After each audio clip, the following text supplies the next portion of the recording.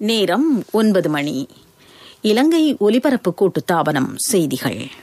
செய்தி ஆசிரியர் ஜொனாய்ட் M Harris. வாசிப்பவர் நாகபூஷணி.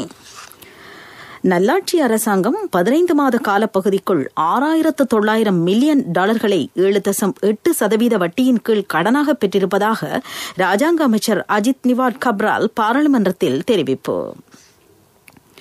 பல்கலைக்கழகங்களிலிருந்து பகிடிவதையை முழுமையாக ஒழிக்க நடவடிக்கை. பாதை அபிவிருத்தி நடவடிக்கைகளை முறையாக முன்னெடுக்காத செயல்திட்டங்களுக்கு நிதி வழங்கப்பட மாட்டாது என அமைச்சர் ஜான்ஸ்டன் பெர்னாண்டோ வலியுறுத்தல். இந்தியாவுக்கு சென்று கோவிட் தொற்று ஆபத்து காரணமாக நாடு திரும்ப முடியாமல் உள்ள சுமார் 1500 பேரை கட்டம் கட்டமாக கப்பல் மூலம் அழைத்து வருவது தொடர்பில் விசேட கவனம். நாட்டின் சிறுவயது கோவிட் மரணம் இன்று பதிவு. ஜனாதிபதியின் பதவிக்காலத்தை குறைக்கும் யோசனை தொடர்பில் லைபீரிய மக்கள் இன்று வாக்களிப்பு. நல்லாட்சி அரசாங்கத்தில் நாட்டுக்கு கிடைக்கும் வருமான மார்க்கம் குறைந்திருந்த சந்தர்ப்பத்திலும் கூடுதலான கடன் பெறப்பட்டுள்ளதாக ராஜாங்க அமைச்சர் அஜித் நிவாட் கப்ரால் தெரிவித்துள்ளார். அவ்வாறு செலுத்த வேண்டிய கடனை இந்த வருடம் தற்போதைய அரசாங்கம் செலுத்தியிருப்பதாக அவர் சுட்டிக்காட்டினார்.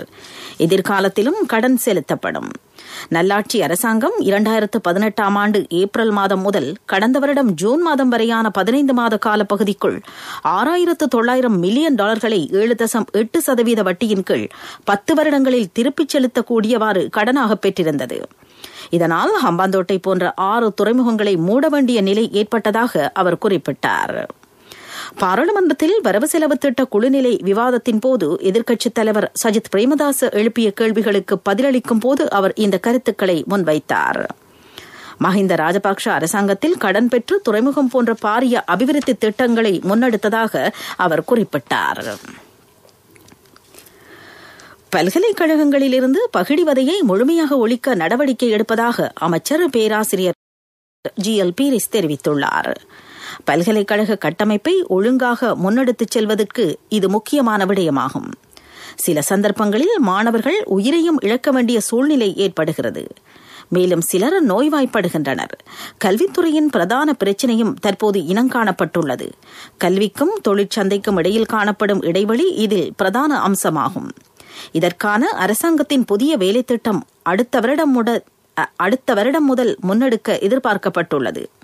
பல்கலைக்கழகங்களுக்கு 10,000 மாணவர்களை மேலதிகமாக அனுமதிப்பதற்கும் நடவடிக்கை எடுக்கப்பட்டுள்ளதாக அமைச்சர் குறிப்பிட்டார். கடவத்தை முதல் மீரிகம வரையான அதிவேக பாதையின் நிர்மாணப் பணிகள் மந்தகதியில் இடம்பெறுவதால் அதன் இலக்கை உரிய முறையில் நிறைவேற்ற முடியாமை குறித்து அமைச்சர் ஜான்ஸ்டன் பெர்னாண்டோ அதிருப்தி வெளியிட்டுள்ளார்.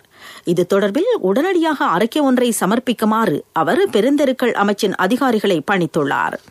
பாராளுமன்றத்தில் நடைபெற்ற பெருந்தெருக்கள் அமைச்சின் ஆலோசனை குழு கூட்டத்தில் அவர் இந்த பணிப்புரையை வழங்கியுள்ளார். நிர்மாணப் பணிகள் மந்தகதியில் இடம்பெற்றாலும் கொடுப்பனவை செலுத்துமாறு கோரிக்கை முன்வைக்கப்பட்டுள்ளது.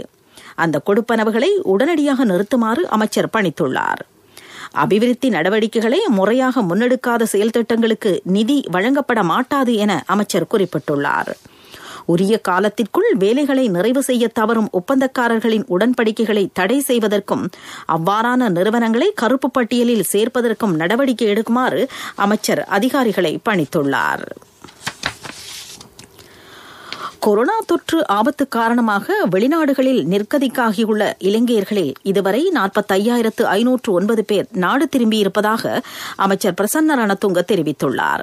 மேலும் 58,892 பேர் நாடு திரும்ப காத்திருப்பதாகவும் அவர்கள் வெளிநாடுகளில் உள்ள தூதரகங்களில் தம்மை பதிவு செய்திருப்பதாகவும் அமைச்சர் குறிப்பிட்டார்.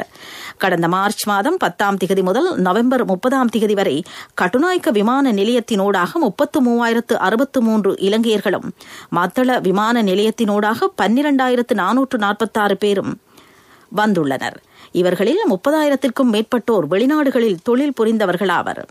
ஐக்கிய அரபு எமிரேட்ஸ், மாலைத்தீவு, India, Australia, Qatar, Oman, Japan, Singapore, Kuwait ஆகிய நாடுகளிலிருந்து கூடுதலானோர் நாடு திரும்பியிருப்பதாக அமைச்சர் தெரிவித்துள்ளார்.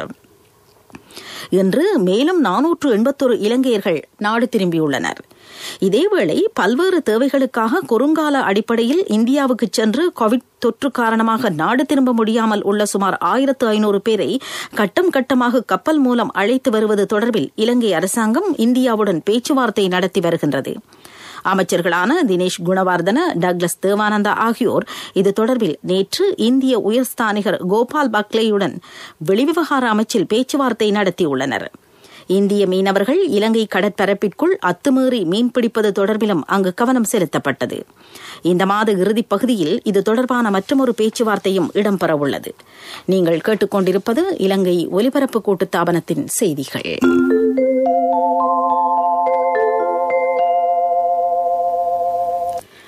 உறவினர்கள் பொறுப்பேற்காத கோவிட் தொற்றுக்கு உள்ளாகி உயிரிழந்த 19 சடலங்கள் கொழும்பு நீதிமன்ற வைத்திய அதிகாரி அலுவலகத்தின் பிரேத அறையில் வைக்கப்பட்டுள்ளதாக தெரிவிக்கப்படுகிறது. இவற்றின் இறுதிக் கிரியைகளை மேற்கொள்ள இதுவரை முடியாத நிலை ஏற்பட்டுள்ளது. இதேவேளை நாட்டின் சிறுவயது கோவிட் மரணம் இன்று பதிவாகியுள்ளது. 20 நாள் குழந்தையொன்று இவ்வாறு உயிரிழந்துள்ளது. உலக சுகாதார அமைப்பு கோவிட்-19 வைரஸ் தடுப்பு மருந்தை அனைத்து நாடுகளுக்கும் சமமாக பகிர்ந்தளிப்பதற்கான ஒரு பொறிமுறையை முன்னெடுத்திருப்பதாக ராஜாங்க அமைச்சர் டாக்டர் ரமேஷ் பத்திரன தெரிவித்துள்ளார். சுகாதார அமைச்சு இது தொடர்பில் உலக சுகாதார அமைப்பிடம் கோரிக்கை விடுத்திருப்பதாக அவர் குறிப்பிட்டார். இதன்படி உற்பத்தி கொள்ளளவுக்கு அமைய உலக சுகாதார அமைப்பு இலங்கைக்கு கோவிட் தடுப்பு மருந்தை பகிர்ந்தளிக்கும் என்றும் அவர் தெரிவித்தார். அமைச்சரவை தீர்மானங்களை அறிவிப்பதற்காக ஒழுங்கு செய்யப்பட்டிருந்த இன்றைய ஊடக சந்திப்பில் அவர் இந்த கருத்துக்களை வெளியிட்டார். கோவிட்-19 தொற்றுக்கான சுதேச வைத்தியம் தொடர்பில் கருத்து தெரிவித்த அவர், இந்த வைரசுக்கு எதிராக சுதேச மருந்து வினைத்திறனாக செயலாற்றுமானால் அதனை குறுங்கால தீர்வாக பயன்படுத்துவதற்கு மேற்கத்தேய மருத்துவத்தை பின்பற்றி வரும் வைத்தியர்கள் இணங்கியிருப்பதாக குறிப்பிட்டார். கொரோனா வைரஸை எதிர்வரும் 3 முதல் 6 மாதங்களுக்குள் இல்லாதொழிக்க உலக நாடுகள் எதிர்பார்த்திருப்பதாக அவர் சுட்டிக்காட்டினார்.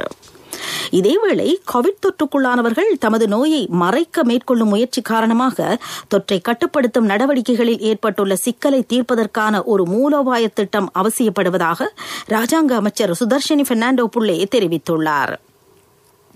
கோவிட்-19 தொற்று தொடர்பில் மக்கள் மத்தியில் ஏற்பட்டுள்ள பயத்தை போக்குவதற்கும் நடவடிக்கை எடுக்கப்பட வேண்டும் என அவர் இன்று கொழும்பில் இடம்பெற்ற செய்தியாளர் மாநாட்டில் தெரிவித்தார். இந்நிலையில் நாட்டில் கோவிட்-19 வைரஸ் பரவலை கட்டுப்படுத்துவதற்கு கொழும்பில் வசிக்கும் மக்கள் தொடர்ந்தும் தமது ஆதரவை நல்குமாறு போலீசார் கோரிக்கை விடுத்துள்ளனர். சுகாதார அதிகாரிகள் தற்போது தனிமைப்படுத்தலில் உள்ள பிரதேசங்கள், வீடமைப்பு தொகுதிகள் மற்றும் வீதிகளை விடுவிப்பதற்கான பரிந்துரைகளை வழங்கி இது தொடர்பான நடவடிக்கைகளை மேற்கொள்வார்கள் என்று போலீஸ் ஊடக பேச்சாளர் பிரதி போலீஸ் மா அதிபர் அஜித் ரோஹன தெரிவித்துள்ளார். தனிமைப்படுத்தல் ஒழுங்கு விதிகளை 1 மாத காலத்திற்கு நடைமுறைப்படுத்த ஆதரவு வழங்குமாறு அவர் பொதுமக்களை கேட்டுள்ளார். பொது இடங்களில் ஒன்று கூடுவதை தவிர்த்துக் கொள்ளுமாறும், குழப்பங்களை ஏற்படுத்தும் முயற்சிகளுக்கு ஆதரவளிப்பதை தவிர்த்துக் கொள்ளுமாறும் அவர் கேட்டுள்ளார். நாட்டில் உள்ள தேசிய பாடசாலைகளின் எண்ணிக்கையை 1000ஆக அதிகரிக்கும் நிகழ்ச்சி திட்டத்திற்கு அமைச்சரவை அனுமதி அளித்துள்ளது. 3 கட்டங்களாக இந்த நிகழ்ச்சி திட்டத்தை முன்னெடுக்க எதிர்பார்த்திருப்பதாக அரசாங்க தகவல் திணைக்களம் அறிவித்துள்ளது. முதல் கட்டமாக தேசிய பாடசாலைகள் இல்லாத 123 பிரதேச செயலக பிரிவுகளில் ஒரு மாகாண பாடசாலையை தேசிய பாடசாலையாக அபிவிருத்தி செய்ய நடவடிக்கை எடுக்கப்பட்டுள்ளது. 2ஆம் கட்டமாக 673 பாடசாலைகள் தெரிவு செய்யப்பட்டு தேசிய பாடசாலையாக அபிவிருத்தி செய்யப்படும்.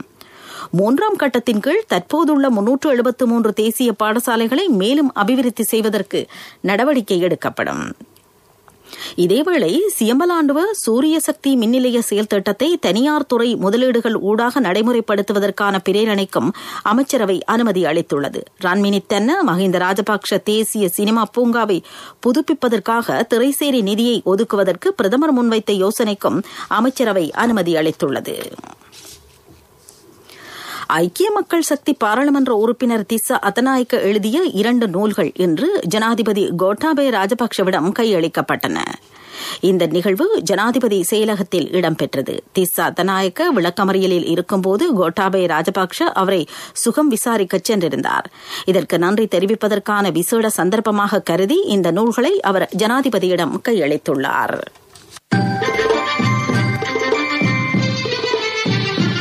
பிரதான செய்தி வழங்குவோர் ஒவ்வொரு வீட்டிலும் இருக்க வேண்டிய வீட்டு வைத்தியர் சித்தாலேப.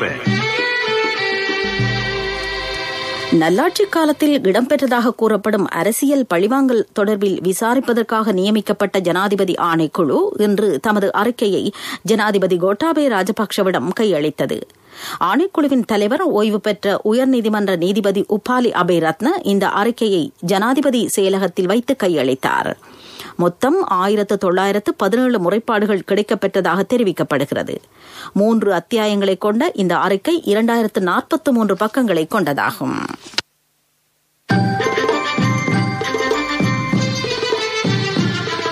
பிரதான செய்தி வழங்கியோர் ஒவ்வொரு வீட்டிலும் இருக்க வேண்டிய வீட்டு வைத்தியர் சித்தாலேப.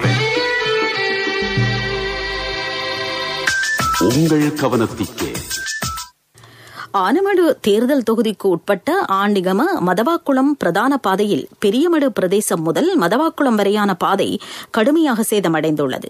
கருங்கல் ஏற்றிச் செல்லும் கனரக வாகனங்கள் காரணமாக இந்த பாதை இவ்வாறு பாதிக்கப்பட்டுள்ளது. 10 தொன்னுக்கு மேற்பட்ட வாகனங்கள் செல்லக்கூடாது என அறிவித்தல் பலகையில் அறிவுறுத்தப்பட்டிருந்த போதிலும் அவ்வாறான வாகனங்களே இந்த பாதையில் கூடுதலாக பயணிக்கின்றன. இந்த விடயத்தில் வீதி அபிவிருத்தி அதிகார சபை கவனம் செலுத்தி இது தொடர்பில் தகுந்த நடவடிக்கைகளை மேற்கொள்ள வேண்டும் என அப்பகுதி மக்கள் கேட்டுள்ளனர். உலகச் செய்திகள். ஜனாதிபதியின் பதவிக்காலத்தை குறைக்கும் யோசனை தொடர்பில் லைபீரிய மக்கள் இன்று வாக்களித்து வருகின்றனர். ஜனாதிபதி ஜார்ஜ் வியாவின் திட்டப்படி இந்த வாக்கெடுப்பு இடம்பெறுகின்றது. ஒரே தலைவர் நீண்ட காலம் பதவியில் இருப்பது பொருத்தமல்ல என்று குறிப்பிட்டுள்ள அவர், ஜனாதிபதியின் பதவிக்காலம் 6 வருடங்களில் இருந்து 5 வருடங்கள் வரை குறைக்கப்பட வேண்டும் என்று தெரிவித்துள்ளார். அதேபோல் செனட் சபை உறுப்பினர்களின் பதவிக்காலம் 9 வருடங்களில் இருந்து 7 வருடங்கள் வரை குறைக்கப்பட வேண்டும் என அவர் குறிப்பிட்டுள்ளார். ஆர்மீனிய பிரதமர் நிக்கோல் பஷின்ஷியன் பதவி விலக மறுத்திருப்பதை அடுத்து அந்நாட்டு எதிர்க்கட்சி ஆர்ப்பாட்டக்காரர்கள் தலைநகர் யெரெவனின் பல வீதிகளை இடைமறித்து எதிர்ப்பை வெளியிட்டு வருகின்றனர். அசர்பைஜானுடன் செய்து கொண்ட யுத்த நிறுத்தம் காரணமாக ஆர்மேனிய இனத்தவர்களுக்கு பாதிப்பு ஏற்பட்டதாக சுட்டிக்காட்டி பிரதமரை பதவி விலகுமாறு அவர்கள் வலியுறுத்தி வருகின்றனர். நகோர்னா கர்பக் பிராந்தியத்தின் பல இடங்கள் யுத்த நிறுத்தத்தை அடுத்து அசர்பைஜானின் அதிகாரத்தின் கீழ் வந்துள்ளமை இங்கு குறிப்பிடத்தக்கது. அபிவிருத்தி செய்திகள். முதலாவது காற்றுவலு மின் நிலையம் இன்று காலை மன்னாரில் பிரதமர் மஹிந்த ராஜபக்ஷவினால் உத்தியோகபூர்வமாக திறந்து வைக்கப்பட்டது. இந்த மின் நிலையம் இன்று தேசிய மின் கட்டமைப்புடன் இணைக்கப்பட்டுள்ளது. முதல் கட்டமாக 100 மெகாவாட் மின்சாரம் உற்பத்தி செய்யப்பட உள்ளது. மன்னார் தம்பபவனி காற்றுவலு மின் நிலையம் இலங்கை மின்சார சபையின் மிகப்பெரிய காற்றுவலு மின் நிலையமாகும். ஆசிய அபிவிருத்தி வங்கியின் நிதி உதவியுடன் முன்னெடுக்கப்பட்டுள்ள இந்த செயல் திட்டத்துக்காக $200 மில்லியன் அமெரிக்க முதலீடு செய்யப்பட்டுள்ளது. இந்த மின் நிலையம் மூலம் உற்பத்தி செய்யப்படும் மின்சாரம் காரணமாக 20 வருடங்களில் 2000 மில்லியன் லிட்டர் டீசலை சேமித்துக் கொள்ள முடியும் என அமைச்சர் டலஸ் அலஹபெர்ம தெரிவித்துள்ளார். விளையாட்டுச் செய்திகள். LPL 2020 கிரிக்கெட் போட்டித் தொடரின் உத்தியோகபூர்வ ஒலிபரப்பாளர் இலங்கை ஒலிபரப்பு கூட்டுத்தாபனம். ஆஸ்திரேலியா மற்றும் இந்திய அணிகளுக்கிடையில் சிட்னியில் இடம்பெற்ற 3வது டுவெண்டி போட்டியில் ஆஸ்திரேலிய அணி 12 ஓட்டங்களால் வெற்றி பெற்றுள்ளது. முதலில் தொடுபடுத்தாடிய ஆஸ்திரேலிய அணி 5 விக்கெட்டுகளை இழந்து 186 ஓட்டங்களை பெற்றது. மேத்யூ 80 ஓட்டங்களையும் கிளென் மேக்ஸ்வெல் 54 ஓட்டங்களையும் பெற்றனர். பதிலுக்கு தொடுபடுத்தாடிய இந்திய அணி 7 விக்கெட்டுகளை இழந்து 174 ஓட்டங்களை மாத்திரமே பெற்றது. இதில் விராட் கோலி 85 ஓட்டங்களை பெற்றார். வர்த்தகச் செய்தி. இலங்கையின் 30 முன்னணி நிறுவனங்கள் பட்டியலில் HNB நிறுவனமும் இடம் பிடித்துள்ளது. பிசினஸ் டுடே சஞ்சிகை இந்த தரப்படுத்தலை மேற்கொண்டுள்ளது. வங்கியின் புதிய தொழில்நுட்ப வசதிகள், திட்டங்கள் மற்றும் சேவைகள் காரணமாக HNB வங்கி இந்த இடத்தை பெற்றுள்ளது. பொருளாதார செய்திகள். அனுசரணை. இப்போதான் சந்தோஷமா பள்ளிக்கூடம் போறாள். எல்லாம் நீங்கள் சைக்கிள் வாங்கி கொடுத்ததால. LOLC கிரெடிட் கார்டு இருந்ததால நினைச்ச உடனே வாங்கி கொடுக்க கூடியதா இருந்துச்சு. LOLC ஃபைனான்ஸ் கடன் அட்டை உங்களை மேலும் உயர்த்திட. தென்னாப்பிரிக்காவில் ஆபரண தொழில்துறையை விருத்தி செய்வதற்காக இலங்கை கைவினைஞர்களின் உதவியை பெற்றுக்கொள்ள தமது நாடு ஆர்வத்துடன் இருப்பதாக இலங்கைக்கான தென்னாப்பிரிக்க உயர்ஸ்தானிகள் ரபீனா பி மார்க்ஸ் தெரிவித்துள்ளார். வெளிவிவகார அமைச்சர் தினேஷ் குணவர்தனை சந்தித்தபோது அவர் இதனை குறிப்பிட்டுள்ளார். உணவு மற்றும் மரக்கறி வகைகளை பொதி செய்வதற்கான நிபுணத்துவத்தை இலங்கைக்கு பெற்றுத்தருமாறு அமைச்சர் கோரிக்கை விடுத்தார். 2 நாடுகளுக்கும் இடையில் வர்த்தகம், முதலீடு மற்றும் சுற்றுலாத்துறை ஒத்துழைப்பை விருத்தி செய்வதன் முக்கியத்துவத்தையும் அமைச்சர் வலியுறுத்தினார்.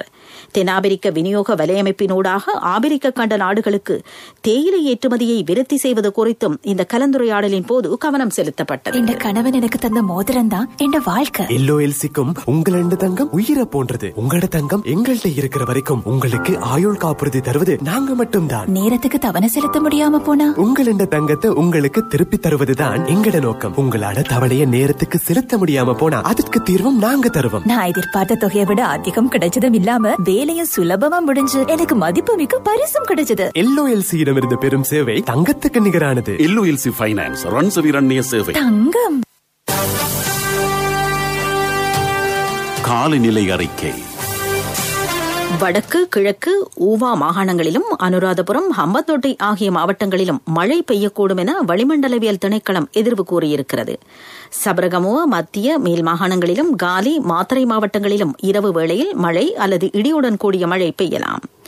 இடியுடன் கூடிய மழை பெய்யும் போது பலத்த காற்று வீசக்கூடும் என திணைக்களம் விடுத்திருக்கும் அறிக்கையில் குறிப்பிடப்பட்டிருக்கிறது. காலநிலை அறிக்கை கேட்டீர்கள். இனி நிறைவாக மீண்டும் தலைப்புச் செய்திகள். நல்லாட்சி அரசாங்கம் 15 மாத காலப்பகுதிக்குள் $6,900 மில்லியன் 7.8% வட்டியின் கீழ் கடனாக பெற்றிருப்பதாக ராஜாங்க அமைச்சர் அஜித் நிவாட் கப்ரால் பாராளுமன்றத்தில் தெரிவிப்பு. பல்கலைக்கழகங்களிலிருந்து பகிடிவதையை முழுமையாக ஒழிக்க நடவடிக்கை.